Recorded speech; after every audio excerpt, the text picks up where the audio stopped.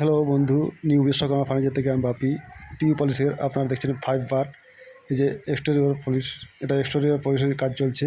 এই যে এক্সটেরিয়র, এটা হার্ডনার, এটা পলিশটা, এবং এই যে পলিশ মানে এটা সিলার, প্রথমে সিলার ব্যবহার করছি আমি, দেখুন। এবং এর সঙ্গে পিউ থিনার ভালোভাবে এই তিনটে জিনিসকে একসাথে মিক্স করে আমি এই পার্লার উপরে ব্যবহার করেছি। দেখছেন পার্লার লুকটা কত সুন্দর লাগছে তাতে। এটি সিলার দিতে এত সুন্দর লুক। এবারে আপনারা চিন্তা ভাবনা করুন যে আপনারা যদি এটাতে গ্লোসি দিই তাহলে কত সুন্দর লুক হবে। আপনারা যদি এরকম কেউ বাড়িতে পলিশ করাতে চান, অবশ্যই আমার স্ক্রিনে দেওয়া নম্বরে কল করবেন এবং আপনাদের বাড়িতে গিয়ে এরকম পাল্লা আমি করে দেবো।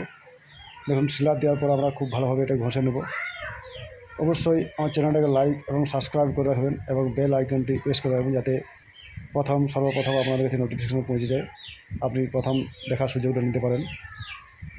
আপনারা পুরো ভিডিওটা দেখুন এবং আপনারা পুরো ভিডিওটা দেখলে আশা করি অনেকটাই আপনারা পিউ পলিশ সম্বন্ধে জানতে পারবে এবং পিউ পলিশ জিনিসটা কী আমি আগের ভিডিও বলেছি এবং আবারও বলছি। পিউ পলিশ একটা স্কেচ প্রুফ পলিশ এবং এটা আপনার রোদে জলে নষ্ট হয় না।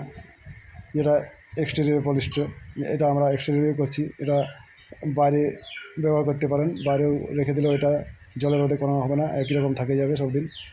জাস্ট এটাকে পুছাপুছি হতে করতে হবে, বাস। এটা অনেক লং লাস্টিং। দেখুন আমরা সিলার দেওয়ার পর এটা খুব ভালোভাবে ঘষে নেব।